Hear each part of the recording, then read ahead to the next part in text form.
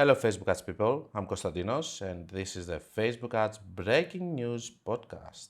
Hello guys, another podcast. So we're at podcast 86. Today it's going to be a plain simple podcast. We're going to talk about a new method that I'm developing. Some of my students are already using it, but it's the first time that's going to go public because until now I have been developing it with some of my friends, some of my students, and in the inner circle.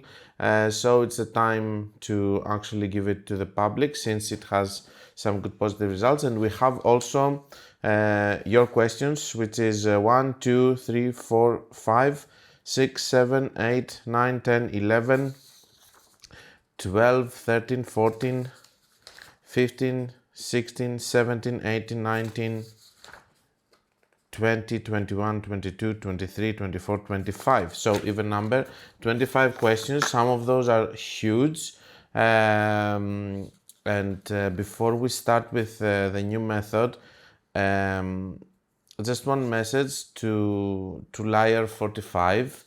I don't mind answering your questions. I don't want you to take this in a bad way. I'm trying to answer your questions, but when you send me questions, and we can put the two questions here if you want on the side so that anyone can see, which are huge. So here we have one comment that has 9 questions.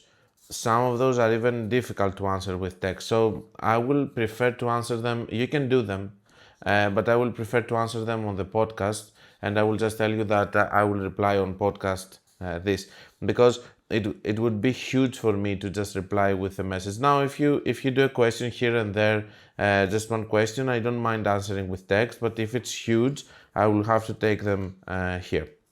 Now enough with the questions, because we're going to go later to them. Let's start first of all, and let's discuss a little bit about the new method, and let me tell you my way of thinking about it. So the method is called the rapid fire method, because the whole point of this method is to find as fast as you can a good hot pocket and then actually utilize it. So let's take the facts. First of all, we have dynamic creative ads not working. We have accounts not being able to work with advanced shopping campaigns, so they need to work with CBO instead, and interest or lookalikes. If you don't believe in that, there is a problem, because recently I have done also some consulting calls, and there are people that ASC, because they have new ad accounts and stuff, it doesn't work for them. So if you're just listening to Meta that you have to do broad and stuff, you have a problem, because you have to compare on your own the CPMs between broad and interest and decide. Third one is flexible ads are not working. Only my friend Mitch told me that he has some flexible ads working with $30 budget per day, which is nothing to me. It proves nothing. So flexible ads not working. Then if we go on the fourth, we have ASC optimization, from what I have seen from you, being much easier for you to understand compared to CBO optimization, which is much more difficult for you to understand from the videos that I do. So after seeing all of that, I thought, how can I make a strategy which is, and also last thing, CBO campaigns in ad accounts this year have been proven to be not as resilient as advanced shopping campaigns, so which are ABOs. So we could play with the budget with advanced shopping campaigns. We can increase, decrease, while on CBO, the moment you do something, you are losing the whole balance and there is an issue.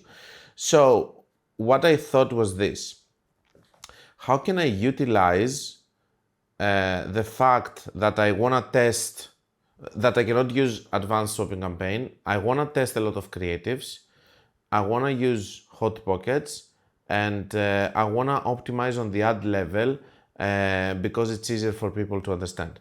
Let me tell you what is the rapid fire method. So let's say that in your ad account you are running a CBO, okay, that you're doing 100 with 4 ad sets. Okay, and this is something that is working for you. It's a proven structure, you can optimize it and stuff. The whole way of thinking is that you do the same campaign with 4 assets, but this time you put a budget of 200, 250. So you're putting 2 times the budget or a little bit more than 2 times, and you put the same assets. What's the point of that? In the first 24-48 hours, we would like to go inside, even in the first 24 hours if it's possible. If we see one asset standing out, then we know that there is a hot pocket being formed there. What I'm trying to say is this. If you have 4 assets or 5 assets, for example, and we start over there the process much faster because we give it a lot of budget in the best day that Meta is actually boosting the results, then what is going to happen is that we might end up with a strong ad set that in the first 24-48 hours is going to get 3-4 sales and not just one sale, which is just can be a fluke, and we don't consider it a strong hot pocket. So over there, we have the case of actually having the randomness of the initial results going through the campaigns. You can run a crazy method or you can run a normal CBO campaign with different interests. The one that is taking the most sales, it's forming a hot pocket, or the one that is lucky enough to get the most sales, it's a hot pocket. So what we're doing is we're closing all the other assets and we're leaving just this one. And after that point, we do work only on the ad level, optimizing as it is an Advantage Plus shopping campaign, with dominant ads and all of the things that we taught there. So with that way, we are able also to create one CBO campaign that eventually is going to have just one asset with a budget that it can have. If it's very strong, we can increase and decrease the budget without having problems. We are optimizing on the ad level, testing more creatives, because the thing that I forgot to say is that in the ad sets, we're not going to have 3 to 5 ads in the way that we do it now, but we're going to add 10 ads to each one of the ad set. That means that we're going to have, which are going to be the same, by the way, between the assets. So that way, when we're going to close all of the other assets, we're going to be left with an ad set that has 10 ads inside, and then we can optimize on the ad level. Have I tested it? I have tested it across accounts. It's working, and I can see why it's working, because it makes total sense, because at the end of the day, this is something that comes from pure theory and combination of different strategies. What do we do here? We do a very fast process of a CBO that we are taking one hot pocket that is being formed and we are utilizing super fast, giving it all of the budget and optimizing on the ad level in order for us to be able, because if you didn't optimize at all, maybe it was going to fail, because it wouldn't have enough ads, or it wouldn't have the right ad to take the budget. So we optimize on the ad level. Secondly, we don't have dynamic creative ads right now, or flexible ads are not working really well. So if we want to test a lot of creatives and we cannot do ASC, the only way for us to do it is either on an ABO or do this way, so that we can do it not with just any ad set, but with an ad set that is forming a hot pocket. So that is another way for you to test a lot. Third thing, if broad targeting is not working for you, you're not doomed, and you can go immediately, and you don't know, for example, how to do CBO optimization. You can use this simpler strategy in order for you to optimize on the ad level while you're using lookalikes or interest or whatever. So it has a lot of advantages, and the reason that it has been created, it's so that we can adapt to a new situation right now, that some ad accounts cannot have ASC working for them. So we have to find a solution to do a strategy that we optimize on the ad level, testing a lot of creatives, which is really important, along with the fact that we need to use interest and lookalikes instead of broad targeting alone. This is the rapid fire method. This is how it works. And after that point, you just treat it as an ASC campaign that you optimize on the ad level on the same way. Nothing changes from that. I hope that you're going to test it, guys. I hope that that you're going to understand it. The initial response from some people is that they didn't understand it completely. So we will see on the comments if you understand it, on how it works, and I will be more than happy to answer it, to answer any questions. So I hope that you're going to use it, and I hope that you're going to like it. In the next podcast, if we don't have something to discuss about all of this thing that is happening with elections and the results. By the way, let me tell you that the ad accounts are not doing so well right now. Well, I'm seeing something really strange. Let me tell you what I'm seeing. The big spend ad accounts, like 200k, 300k, 400k, 500k per month, at least on my end, I don't know why, they're doing really well. Like, they're doing really well. The smaller ones are struggling. This is what I'm seeing, and this is what it bothers me right now. On the smaller ones, I'm having lesser results. On the big ones, it's working pretty well. So this is one thing. I do see a lot of people stressing on Reddit and stuff, but we discussed about Reddit in the previous podcast. The next thing that I want to say is that more and more people come to me from other programs that they teach one CBO campaign and you toss creatives inside and everything. Guys, whatever we say here, it's legit 100% because the things that we say don't toss creatives inside the working CBO, the budget has already been distributed. I have seen in their ad accounts doing that for 3-4 months and the leading ad set not losing the budget and all of their other creatives just taking 1 or 2 sales without being tested efficiently. It's crazy that there are still people out there proposing this one strategy thing, this one campaign strategy thing. I just don't understand it. On the other hand, there are other people like John Loomer that he did a video today and he says people are proposing complex things because they want to show that they're special and stuff. And that's why they're not proposing a simple strategy that's working. Because it's not working. If we see across account that it's not working, and you know, the problem is that in our channel, nobody can come and say that the things that we're saying are not working because we show live ad accounts. On the other channels, you can go and you can see that they're not showing like live ad accounts and they're just theory. And all of these people come to me after going to these programs. They show me all of these mistakes that they are doing in these channels, like having one campaign and just increase the budget on the double, like crazy. Of course, if you have 500 people inside the program, in 2 of them, it's going to work because of the product, not because of the strategy. And then you take these 2 as a flagship thing. Or they showcase studies from November Black Fridays, where everything is working, and it's not a good month to show that the strategy is working. It's like you are taking one of the best products that has a very good offer and it's very unique and it's selling very well. It has 5% conversion rate on the website or whatever, and you show it and you say that, look, my strategy is working. The product is working, the period is working, the Black Friday. You cannot just show the Black Friday period and say that this strategy is working just because you did it on the Black Friday. This is bull, guys, okay? And the problem is that there are more and more people. So the problem is that internet is a total chaos right now. You have Reddit, people cry about Facebook. You have other people telling how successful they are.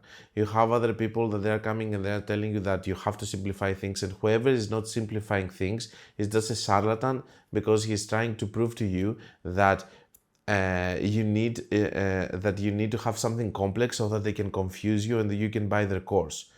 What if we have data to prove that it's not so simple? What if we have data to prove that in ad accounts there are coming people and they're using broad since day one, and then I have ad accounts that they use broad also to test it, and then I use interest and they have lower CPM, so I'm training my pixel with lower CPM.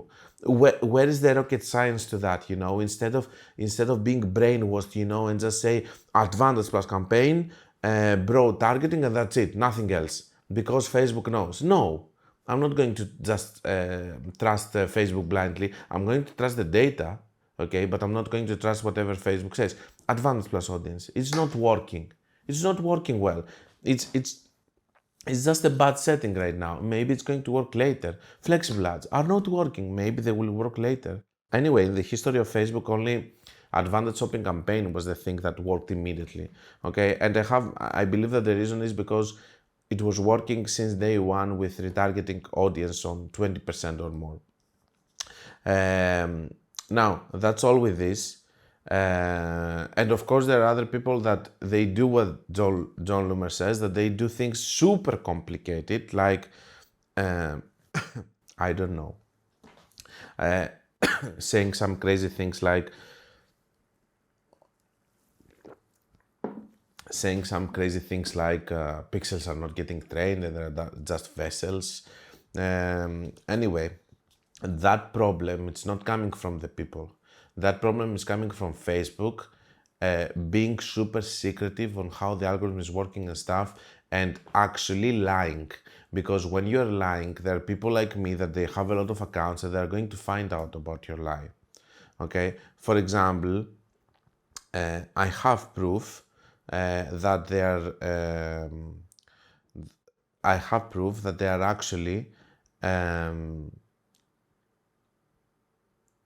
penalizing accounts when there is not a correct payment in time, or something is happening. And they're also stating it, by the way, on the page scores of the pages, but they never say that if you don't pay in time, we're going to penalize your account and we're going to give you lesser quality traffic, which is happening, and I have proof for that.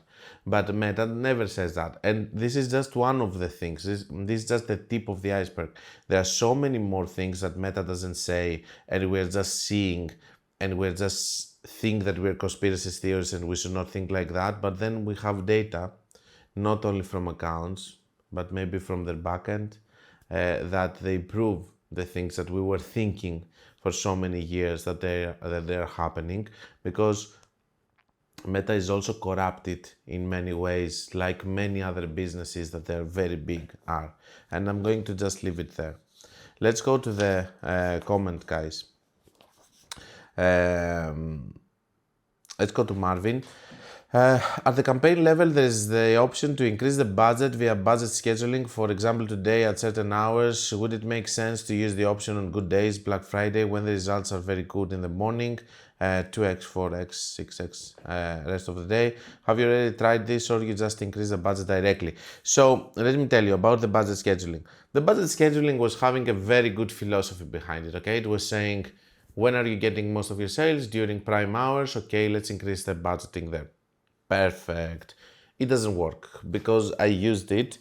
What I have realized though, because you know that in this channel we like to explain things and we don't like to say that, okay, I cannot explain why flexible ads are not working. They're not working for me. But I can explain this, I think.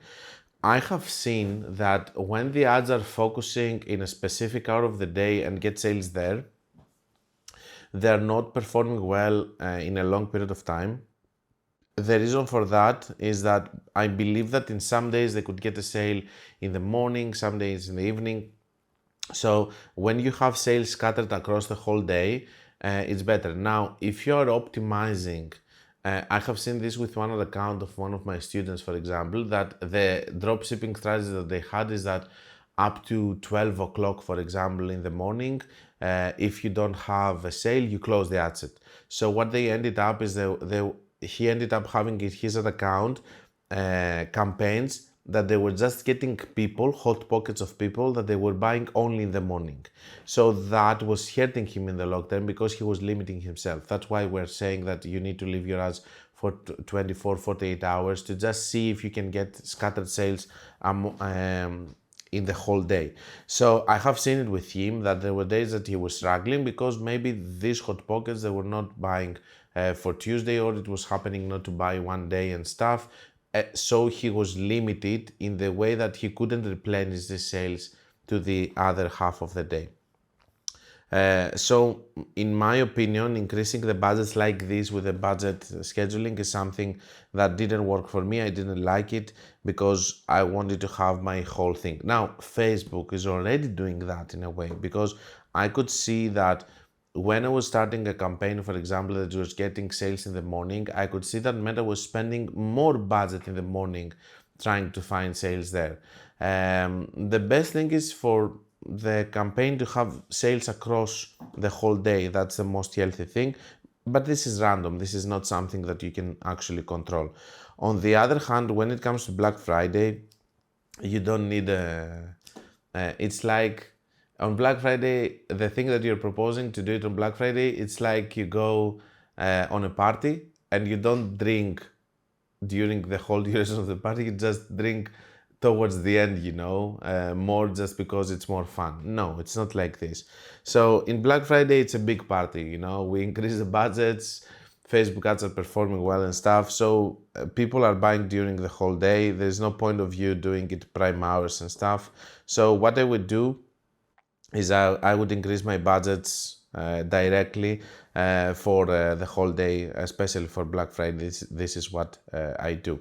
Let's go to the next question. Hi, Konstantinos. There's some questions about creative testing. I usually launch 3 visuals, 2 copies, and 1 headline. How come you don't do 3 to 2? 1 headline per each creative test. Also, I like to separate. It's actually funny that someone created that someone said, let's do 3 to 2, and this is considered, one very big discovery. It's actually very funny, but it's everywhere. So actually, it was successful on his end. We must admit that there are a lot of people that they know about the 3 to 2, while his channel has only 30k subs or more. I usually land 3 visuals, 2 copies, and 1 headline per each creative test. Also, I like to separate each concept marketing angle with 1 campaign. Is it okay if I begin by testing same copies on each angle, or should I make a brand new copy for each creative concept? As of now, I stick to same 2 copies, and I've heard 90% of attention still goes to the visual, which is the image or the video. After moving best performing creatives to AC campaign, can I mix creatives of different angles, or is it better for each AC campaign to also be structured around the same angle? Thank you. I would completely agree with you on having different ASC campaigns with different angles. For better management, for better control, for scaling also, which is going to help you instead of mixing them together, because the whole point is that you can reach different hot pockets while you're doing that. Now, about the copy, I must tell you that I don't care so much about the copy. You can use the 2 copies that they're working for you all the time. I don't think it's going to be an issue. What is the future though is the copy of the creative. So the creative copywriters are going to be the ones that are going to rule everything. And this is something that you need to focus on instead of focusing on the plain copy. There is one exception to the rule. If you have an info product or a course or something, a lot of times people need to see also the copy in order to understand what you're selling if your video is not good enough. But if the copy of the video is good enough, so I'm not saying that the copy cannot play a role, but it can play a role only if your creative is not strong enough. Because if your creative is strong enough explaining in 1 minute what you're selling and your selling point and your hook and everything, then people don't need to read the copy.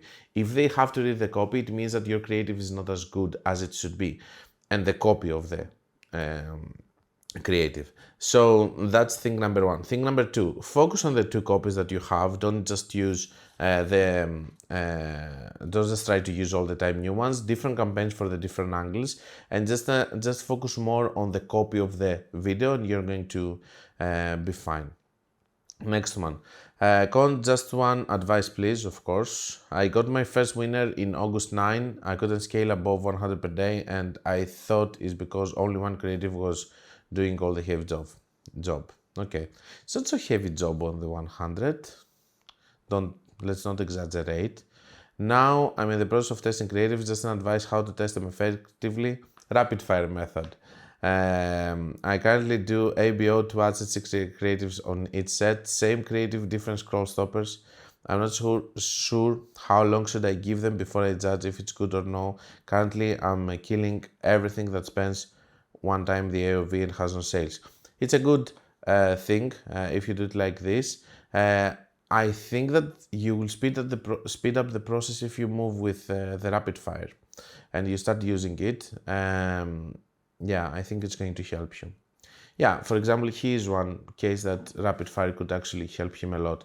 It's faster, you're not spending a lot of money, you can easily decide in 24, 48 hours if you want to close it, because if the first 24, 48 hours, if you get 0 sales, then you will have to close it. It's a failed thing.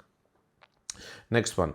All right, I will do a few campaigns like the original one, 3-4 times.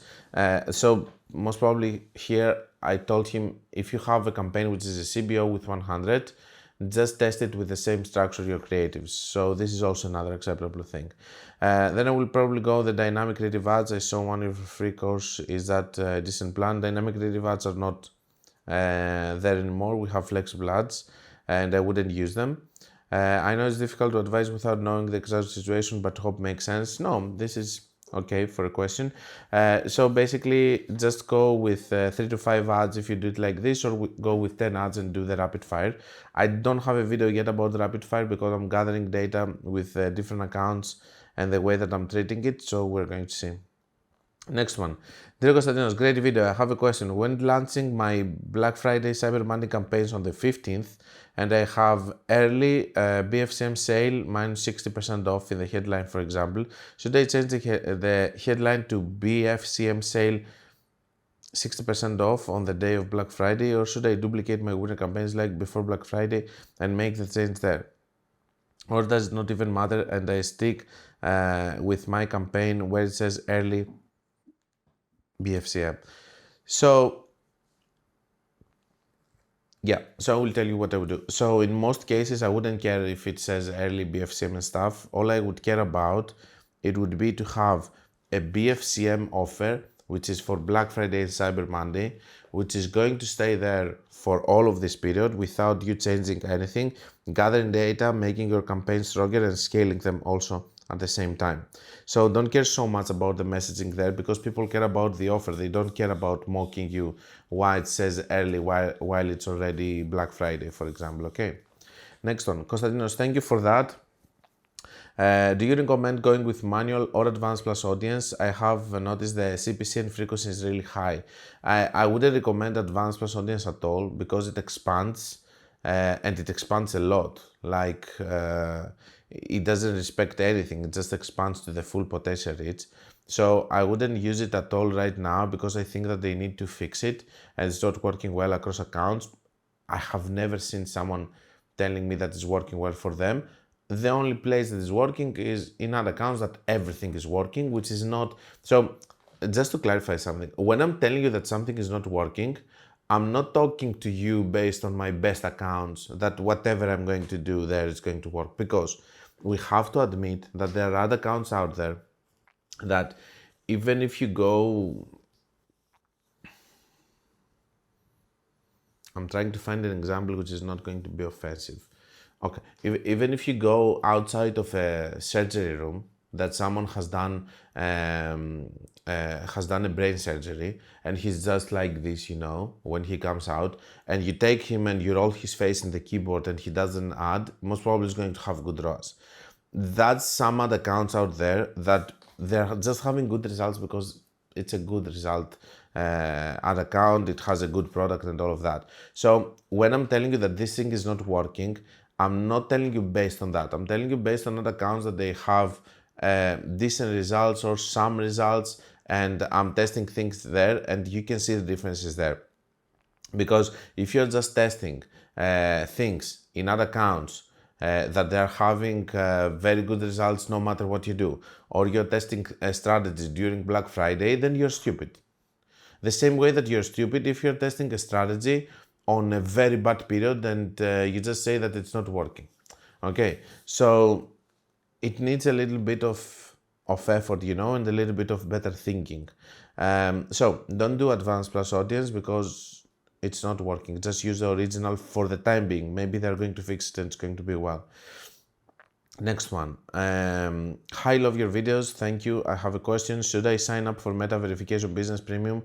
Do you think it will have a positive impact on the campaigns? I don't know if it's going to influence positively the campaigns because you will get better quality traffic, for instance. All I know is that, follow my way of thinking, it's not going to hurt you. It's a small thing to do.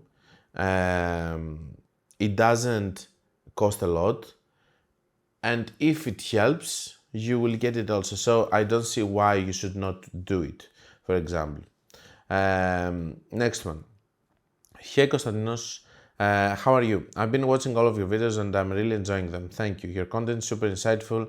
I will always look forward to what you're going to cover next. Keep up the amazing work. And we have 5 questions. This is the guy that I was telling you. He has 5, then he went to 8, then he went to 9. So let's start by one. How does audience fatigue impact long-term campaigns, and what strategies can you use to refresh ads or engage users without completely overhauling the campaign? So audience fatigue for me doesn't exist as long as the results are good. So if the results are good, then I'm not even thinking about it. So it's in the human nature a lot of times for people to just say, I'm going to touch this campaign to make it better stuff. It's not in my human nature, because I have seen all of these years that when I touch something, maybe it's going to, not maybe, most of the times it's getting worse. So if something is working on Facebook, I'm not touching it. Now, there's a very good strategy of actually re-engage, as you say, with the users. So think of it like this. In the way that we work in the ad accounts, we do multiple campaigns from different angles. The way that we do that is because we want to have different hot pockets so that we're not having overlap between the audiences. Because yes, there is an overlap between the audiences and one campaign can cannibalize the other. But if you have the same product and you approach it from different angles, based on the initial results that the campaign is going to get, it's going to optimize for different people, hopefully. If it doesn't, you're going to still see cannibalization. But the point here is this. If you have a campaign that's having, for example, one angle, let's say, for example, that it's the angle of happiness and completion, and let's say that we have a supplement, and it's the angle of the gym guy, and the angle of completion, of achievement, that he managed to make a better body. You have this angle, and then you go inside and you toss creatives from another angle, from women, for example. That's wrong. But if you go inside there and you just want to not close the campaign because it has a lot of data, but refresh it a little bit, you can throw creatives that are like this. Close your main ad over there. You have a hot pocket already formed there, and actually you use all of this data in order to optimize with your other ads. That's what I think that you should do in order to revitalize a campaign, as long as you're using creatives from the same angle and you don't try to just push creatives from other angles in a hot pocket that has already been formed for a specific angle. I hope it makes sense. For accounts with limited budgets, what's the best way to approach this? So sometimes I get it. It's a valid question, but on the other hand, life is also life. Okay. If you have if you have AOV of $200 and you have only $50 to spend, then you have a problem if you're not getting ROAS, for example, when you spend this 50. I don't know how to answer to that, because the reality is that if you have limited budget and you need a lot of budget to make this work, this is life. Other people that they have the budget, they're going to do it. Yeah. And maybe you're talking about the previous one, how to approach it. You approach it with the same way. What's the best strategy for testing different copy variation in ads? You already have the option of having 5 different copies inside the ads. So there's no strategy over here, because Facebook is already doing it for you, split testing it. Should you test copy one at a time or run multiple variations simultaneously across ad sets? I think you're focusing so much on the copy while you shouldn't, and you should focus more on the creatives. You don't need to have so many copies working. They're not making... Do you know how I know that? Because when you break down the results, for example, in dynamic ads or when you do normal campaigns, you're going to see that there's going to be one winner creative that's bringing all the sales. And when you see the 5 copies, you will see that the sales are going to be scattered among. There are rare cases that you will see one copy standing out and just getting all of the sales. So I know that the copy doesn't matter so much. What matters most is the creative and the copy that you have inside the creative. You say that the most efficient way to test is with a structure that already works on your ad account. What do you mean when you say structures? Ad sets, audiences, or ABO, CBO? I mean all of that. So if you have a CBO with $100 and 5 ad sets working already in your ad account and you optimize that, this is what you should use. And if a certain structure is working, would you only change the creatives? Yes. That's the whole point, to have the structure and change all the creatives so that you can have only one variable. So if this doesn't work, you can blame the creatives and not the structure. For BMCM campaigns, should you target all audiences, just the high performers, or focus on more specific ones? You just target everyone, because that's the whole point of Black Friday, that you are trying to get new clients, and clients that they are not familiar with your brand, you try to lure them in so that you can also make more money from the lifetime value that they will give along the way. That's all I had for you guys. That's another podcast coming to the end, and I will hope to see you on the next one.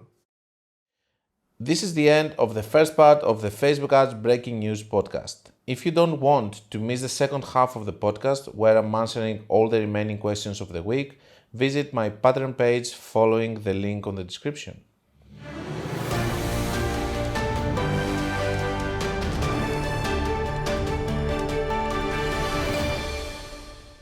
This was the Facebook Ads Breaking News podcast.